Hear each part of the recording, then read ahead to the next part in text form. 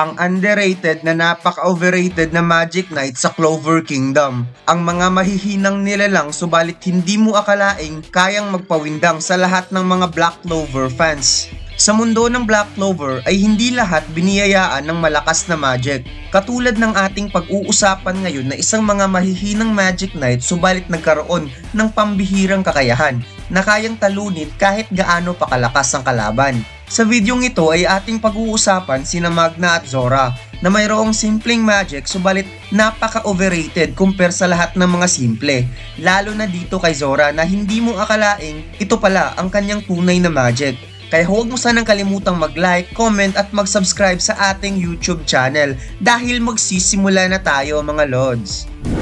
So una nating pag-uusapan ay si Zora my man. Hindi kayo maniniwala sa tunay na magic ni Zora mga Lods dahil ang kanyang tunay na magic ay walang katulad. Ito nga ay ang Ash Magic at hindi Trap Magic at hindi rin Counter Trap Magic. Doon ako nagtataka noong una bakit ang magic ng ama ni Zora ay Fire Magic at yung kay Zora ay Counter Trap Magic. At dito ko na-realize na yung original na magic ni Zora ay related din pala sa magic ng kanyang ama. Dahil kung iisipin pagkatapos masunog ang isang bagay ay nagiging abo na nga ito. So heto na nga, kayang manipulahin ni Zora ang abo at ilalagay niya ito sa kahit saan niya gugustuhin. Una niya itong ipinakita noong naging support siya ni Noel at Nozel upang talunin ang mga elf. Sa kabila ng pagiging simple ng magic ni Zora, ay nalaman niyang ang mga taga Heart Kingdom ay gumagamit ng mana method sa pakikipaglaban or ibang pamaraan sa paggamit ng mana. Kaya dito nagsimulang nag-aral ng Rune Array si Zora upang gawing kakaiba ang Ash Magic sa pamamagitan ng mana method.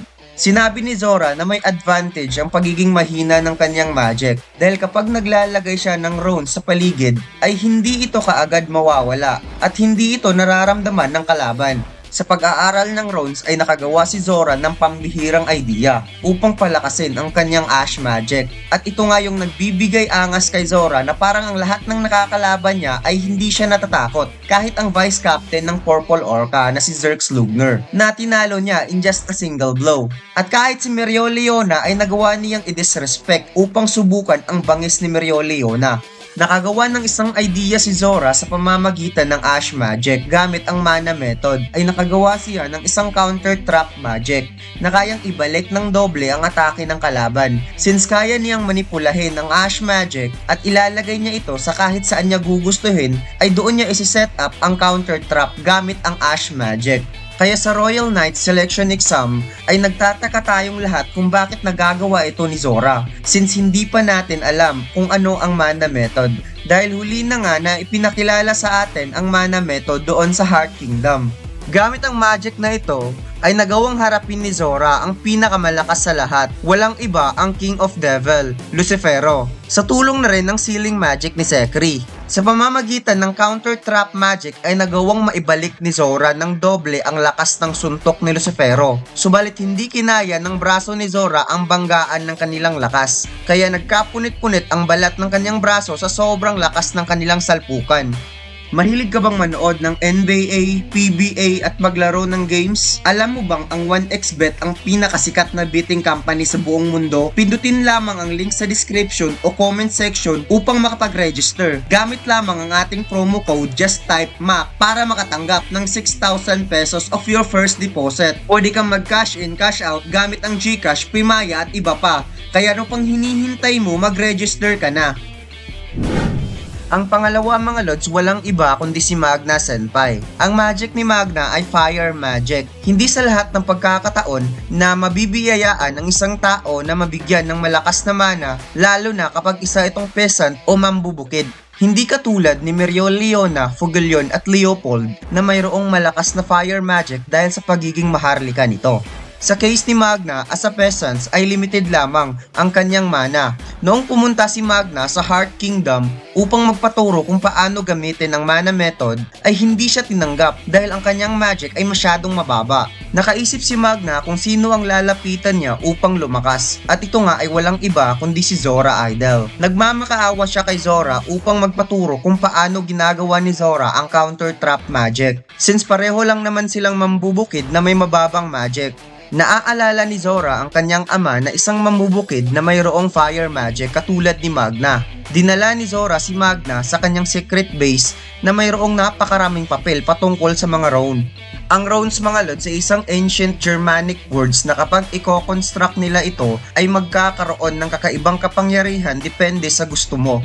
Sinabi ni Zora na kaya niyang gawin ang mana method, subalit hindi katulad sa pamamaraan ng paggamit sa Heart Kingdom. Gamit ang mana ay sinusulat niya ang runes upang makagawa ng kakaibang magic katulad ng counter trap magic. However, bago mag-construct ng runes si Magna upang makagawa ng kakaibang magic ay kailangan niya muna itong pag-aralan. Dito nga ay naisip ni Magna ang kakaibang magic na kayang talunin ang malakas na kalaban. At ito nga ay ang Secret Flame Magic, Soul Chain Deathmatch. Gamit ang magic na ito ay kayang pagkonektahin ni Magna ang kanyang soul at ang soul ng kanyang target. Sa pamamagitan nito ay nagiging pantay ang magic at ang magic ng kanyang target. Upang maging pantay ito, kapag malakas ang magic ng kanyang target ay napupunta sa kanya hanggang sa magiging pantay ang level ng kanilang magic.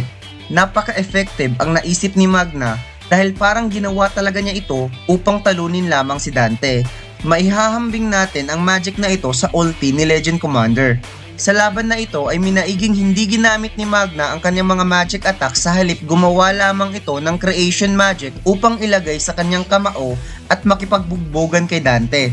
Habang si Dante naman ay palaging ginagamit ang kanyang gravity magic at ang body magic hanggang sa puntong naubusan siya ng magic at dahil dyan nawala ang connection niya kay Lucifero. Kaya natapos ang pinaka-mismatch na matchup na nagpagulantang sa lahat ng taga-subaybay ng Black Clover. Kaya masasabi kong ang dalawang ito ay ang pinaka-underrated na kayang talunin ang pinakamalakas na kalaban.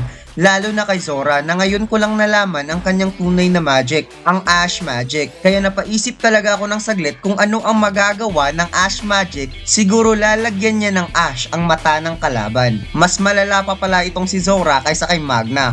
Hindi naman talaga underrated to overrated ang title ng content na ito, kundi ang top 8 na pinaka-unique na magic sa Black Clover. At inilagay ko sa top 8 si Zora, kaya napahaba tuloy yung explanation ko sa magic ni Zora. At para sa susunod na kapag gagawa ko ng content na kasali si Zora, hindi na mapahaba yung explanation ko. At yun lang mga lods, salamat! At heto na nga mga lods ang ating Asta Katana t-shirt. Napakasimple, subalit napakaangas. Nasa simple ang ligaya mga lods. Maghanap ka ng babaeng simple at ibibigay niya ang napakatindi, tinding pagmamahal. DTF printing yan mga lods, kaya napakadetalyado ng kulay at napakatibay ng t-shirt natin. Dahil 200 GSM yan mga lods. Napakakapal. Kasing kapal ng nangungutang sa'yo dahil emergency, tapos kinabukasan naka-Starbucks. Humabol ka na sa discount natin mga lods dahil December pa ako ulit magpapa-discount.